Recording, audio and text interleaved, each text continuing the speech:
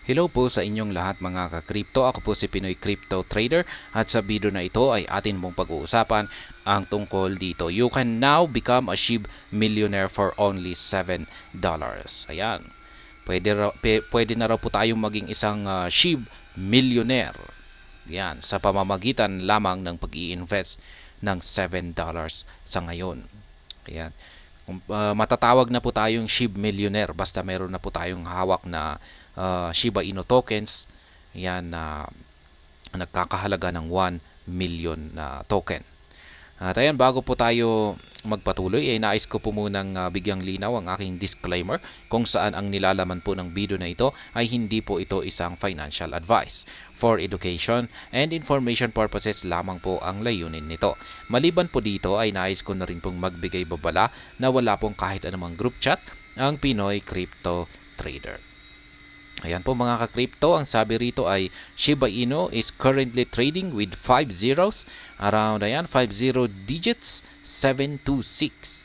SHIB failed to delete its 5th zero despite the launch of its much anticipated layer 2 network, Shibarium. Ayan, nabigo daw po siyang i-delete yung kanyang isang zeros. Ayan, kahit na nailabas na ang Shibarium. Yan, nitong August 2023. Shibarium was seen as the only catalyst that could steer the token towards 1 cent mark. Yan, yung si Shibarium lamang daw yung parang nakikita na isang bagay na magiging dahilan para magkaroon ng catalyst ang market price ni Shiba Inu patungo kung saan ay aakyat ito patungo sa 1 cent mark. Nevertheless, the project lost its hype due to its rocky launch. Ayan, yung si Shibarium raw ay nawala yung kanyang hype kasi hindi po kasi naging maganda yung kanyang launching.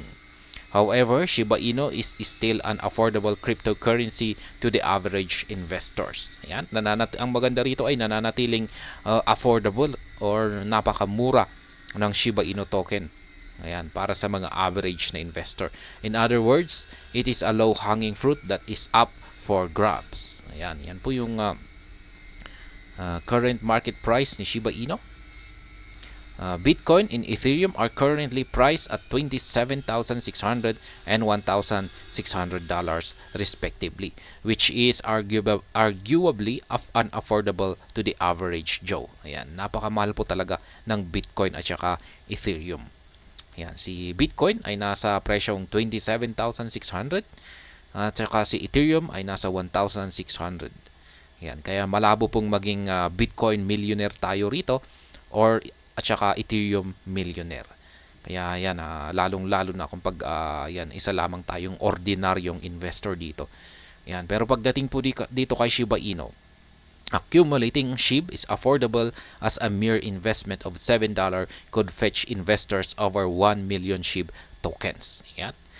Kahit na sino ay pwedeng maging milyonaryo pagdating dito kay Shiba Inu. Yan, sapagkat kailangan lamang natin ay $7 na investment. Yan, ay makakabili na po tayo ngayon ng 1 million na Shiba Inu tokens.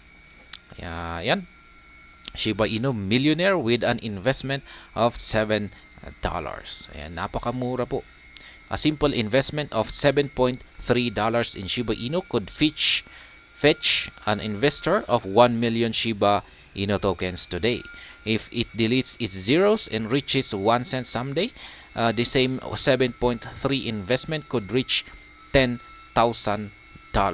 Ayan. Kung pag nag-invest po tayo ngayon ng $7.3 kay Shiba Inu at nagkaroon tayo ng 1 million na Shiba Inu tokens ngayon. Ngayon, kung sakaling umabot ito or umakyat ang kanyang market price ng 1 cent, yung ating investment na $7.3 ay magiging $10,000 na. Ayan. That would translate to an uptick and return investment ROI of approximately 140,000%. Ayan ang however, that is not a life-changing gain as a profit of $10,000 means nothing in today's world due to inflation. Ayan, yun nga lang. Mukhang yung profit na $10,000 ay mukhang baliwala sa ngayon. Kasi alam natin na ang taas-taas na ng inflation rate. If your price target is to make $1 million, an average investment of $730 made today could get an investors to accumulate nearly 100 million SHIB tokens. Yan. Dapat ang target daw po natin ay $1 million. Ayan, kasi mukhang wala nang halaga, parang napakaliit na yung halaga na $10,000 ngayon. Kaya kung pag mag-i-invest tayo ngayon, ay syempre targetin na natin yung malaki na kita tulad ng $1 million. Kaya kung gusto natin na kumita ng $1 million, yan, kapag na-hit ni Shiba Inu ang 1 cent, ay ang kailangan po nating ipasok na investment ngayon kay Shiba Inu ay $730. Yan, ang katumbas po nito na Shiba Inu tokens ay nasa 100 million na SHIB tokens. Yan, kung pag umakyat po ito ng 1 cent, yan ay umakyat ang market price ni Shiba Inu ng 1 cent, yan, ito ay magiging $1 million. Yan, kaya yung halaga ng $730 na ating initial investment ay maglalabas ito ng kita na $1 million. Note that Shiba Inu's millionaire status is considered through token accumulation only and not by the dollars earned. Ayan, kung pag sinabi po kasi nating Shiba Inu millionaire ay hindi po ibig sabihin na ikaw ay milyonaryo ng pagdating sa dollar or fiat currency. Ikaw ay milyonaryo pagdating sa Shiba Inu tokens. Yan, yung hawak mong Shiba Inu tokens, hindi sa hawak mo na fiat currency or dollar. However, if the market recover in the coming years and kickstart a bull run, the two might overlap and eventually the tokens could turn into dollars. Ayan. Pero kung pag makaka-recover na po ang Shiba Inu, ayan, kapag naka-recover na ang Shiba Inu, yung naka-recover na ang kanyang market price, at yung sabihin natin ay siguro naging 1:1 yan, ay syempre ay mukhang kung pag Shiba Inu millionaire ka, ay isa ka na ring milyonaryo pagdating sa fiat currency. Kaya ayan, nakadepende kasi sa presyo. Kaya ayan po, napakamura na po ng Shiba Inu sa ngayon. $7.3 na lamang ang kailangan nating i-invest or kailangan lamang natin na ipasok dito kay Shiba Inu at magkakaroon na po tayo ng katumbas na 1 million na Shiba Inu tokens.